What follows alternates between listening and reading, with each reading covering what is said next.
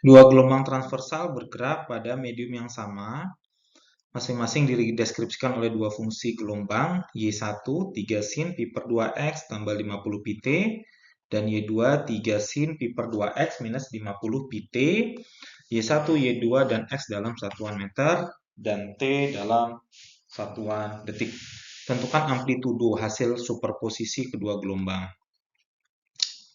Ini kalau misalkan dia digabung, maka nantinya akan menjadi gelombang stasioner, gitu ya. Jadi Y adalah Y1 tambah Y2, berarti Y-nya menjadi 3 dalam kurung, atau misalkan nggak usah dalam kurung dulu ya, 3 sin pi per 2x tambah 50 pi t ditambah 3 sin pi per 2x minus 50 pi t.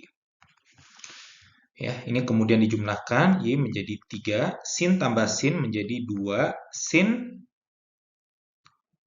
dijumlahkan lalu dibagi 2. Ya, jadi pi per 2x tambah 50 pi t ditambah pi per 2x minus 50 pi t dibagi 2, lalu dikalikan cos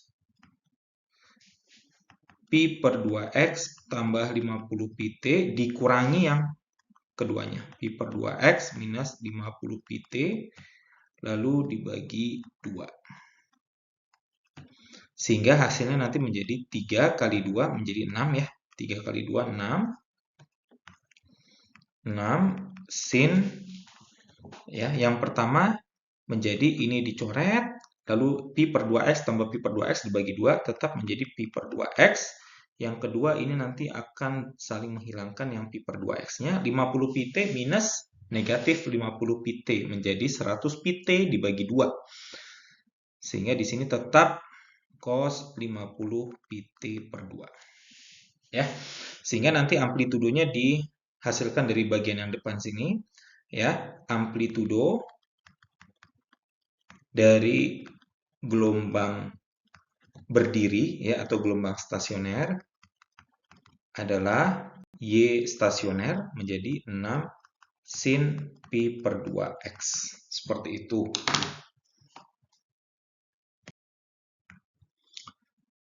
Tadi kita sudah mendapatkan bahwa persamaannya Y sama dengan 6 sin pi per 2x dikalikan cos 50 pi t. Lalu tentukan 3 posisi perut atau antinode hasil superposisinya.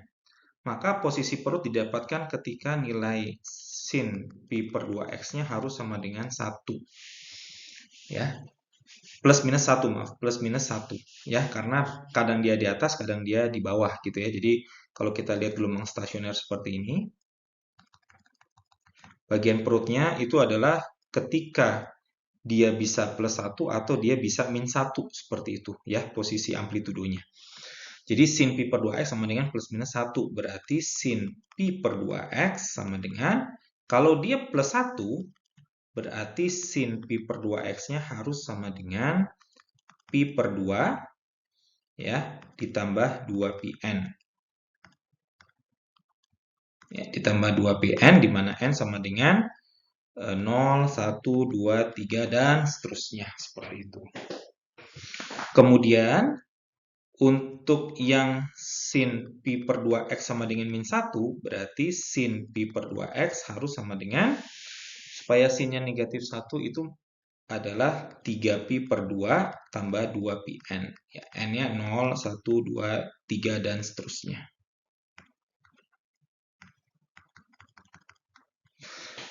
Ya, berarti di sini kalau kita masukkan yang pertama, ketika n sama dengan 0, berarti sin pi per 2x, maaf, pi per 2x-nya ini ya, bukan tidak ada sinnya lagi di depannya. Pi per 2x-nya sama dengan pi per 2, atau x-nya sama dengan 1 meter. Ketika n-nya sama dengan 1, berarti pi per 2x-nya sama dengan 2pi ditambah pi per 2, menjadi 5pi per 2, sehingga x-nya 5 meter. Kemudian ketika n-nya sama dengan 2, berarti pi per 2x sama dengan 4 ditambah setengah atau 9pi per 2 sehingga X-nya 9 meter ya, dan seterusnya ya, 1, 5, 9, 1, 5, 9, yang berikutnya tentunya adalah 13 meter dan seterusnya. Kemudian kalau untuk kasus yang kedua, kita pakai yang kedua ini ya, berarti pi per 2 sama dengan 3pi per 2 ditambah 2pn ya. Atau yang lebih tepatnya sebenarnya bukan 3pi per 2 ya, tapi minus pi per 2. Maaf. Minus pi per 2. Ya, karena dia di sini nilainya negatif 1. Berarti kalau di sini minus pi per 2, berarti n-nya itu tidak boleh 0, tapi n-nya harus mulai dari 1. Ya, di sini juga n-nya mulai dari 1. Sehingga ketika n-nya 1, berarti n per 2 sama dengan n per 2 sama dengan pi per 2 sama dengan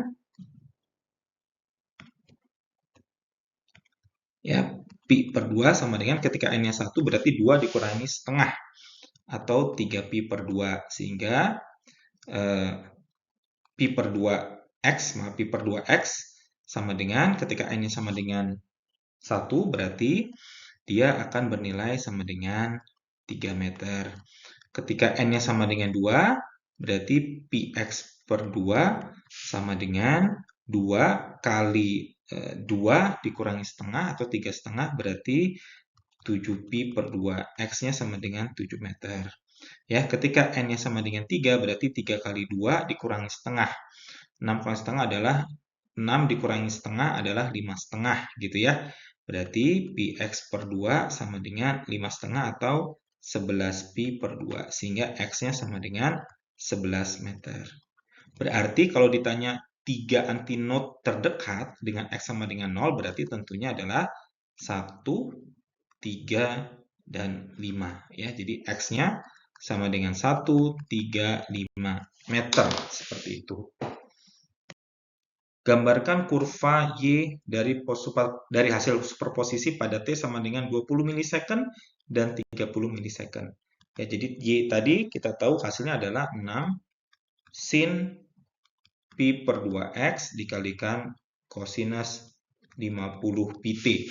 Berarti kalau kita masukkan T sama dengan 0,02 detik, berarti nilai Y-nya sama dengan 6 sin px per 2 dikali cos 50 kali 0,02 ya, 50 dikali 0,02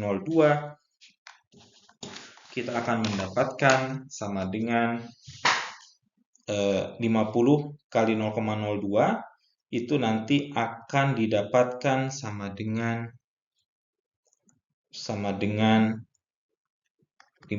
kali 0,02 adalah 50 dikali 2 per 100 gitu ya. Coret-coret dapat 2, berarti ini dikalikan cos pi. Cos pi ini adalah sama dengan minus 1. Ya, berarti Y-nya adalah 6 sin px per 2. Kalau kita gambarkan kurvanya, karena dia adalah negatif sin, berarti dia seperti ini. Nah,